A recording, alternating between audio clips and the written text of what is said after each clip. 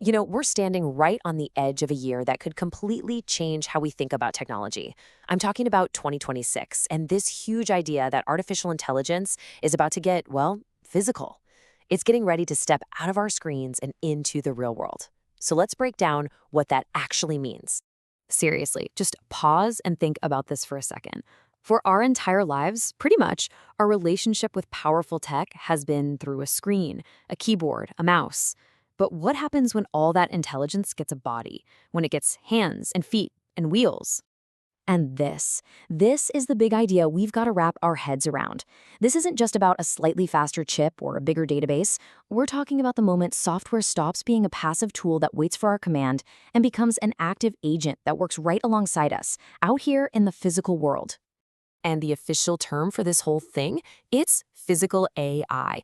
It's basically the moment where all the mind-blowing progress in AI software finally gets a body to live in. And that body could be anything, a humanoid robot, a self-driving car, you name it. This is where the digital brain meets real-world muscle.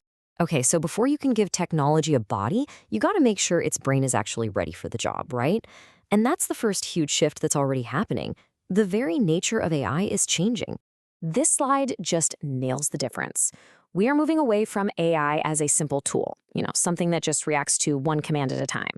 We're moving towards AI as a proactive colleague. This new kind of AI can handle complicated, multi-step projects all by itself. It can plan, it can execute. Basically, it can act like a real member of the team. And get this isn't some pie-in-the-sky prediction for 2050. Gartner is predicting that by 2026, a massive 40% of all business software will have these AI agents built right in. Think about that. In just a couple of years, almost half of the software that runs our economy is going to have these autonomous digital colleagues working inside it. So what can these new teammates actually do? Well, we're talking about AIs that can manage a workflow for an entire 8-hour workday. They can understand an email, a picture, and a phone call all at the same time.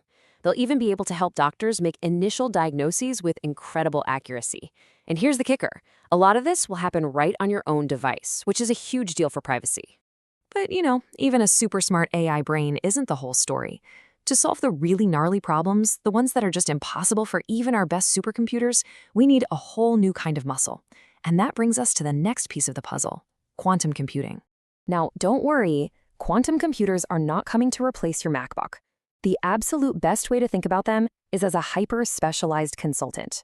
For 99% of what you do, your normal computer is totally fine. But for that 1% of problems that are just impossible, that's when you call in the quantum specialist.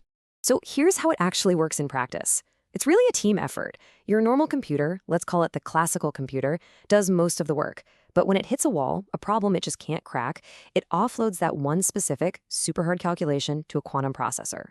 The quantum chip does its magic, solves the unsolvable bit, and sends the answer right back so the normal computer can get on with its day.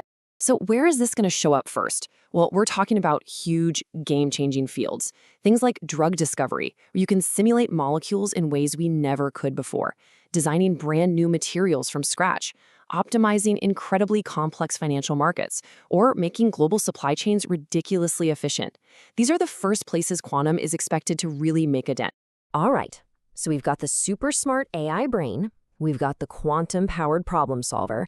Now, for the main event, this is where all that digital intelligence finally gets a physical body. And this whole thing is going to roll out in stages. It has to. It doesn't just appear everywhere at once. It starts in places that are controlled, structured, where the rules are clear. It starts in our factories. I mean, we are literally talking about humanoid robots clocking in for their first shift.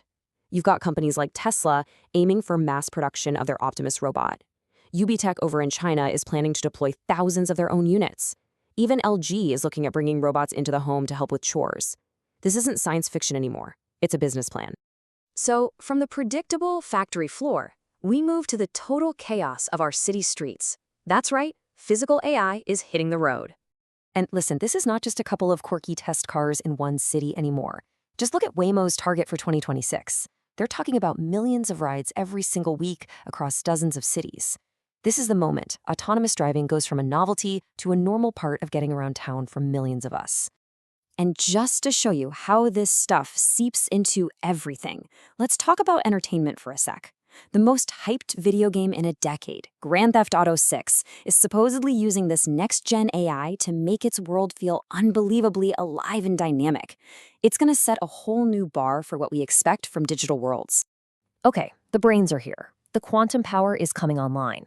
The bodies are being built. An AI-driven physical world is, well, it's arriving. And that leaves us with the biggest and maybe the hardest questions of all. How are we going to live with all this? What are the rules for our new reality? Because for every single mind-blowing opportunity, there is a serious challenge we have to figure out. You get this incredible boost in productivity, but that forces a tough conversation about job displacement. You get innovation moving at lightning speed, but you need new rules and safety checks to keep up. You can solve more problems, but that opens up a whole can of worms about ethics and bias. So these are the big items on society's to-do list for 2026. It's about putting smart rules in place, like the big AI Act in Europe. It's about making huge investments in retraining people for the jobs of the future. It's about making sure this tech helps everyone, not just a few. And yeah, it's about fighting the tidal wave of AI-generated misinformation. Which brings us right back to our final question. And this isn't really a tech question anymore, is it? It's a human one. The technology is coming, that's a given. The real work, the hard work, is for us to decide what our relationship with it is going to be. As AI finally gets a body and steps into our world, the choices we make now are going to echo for decades. So, what are those choices going to be?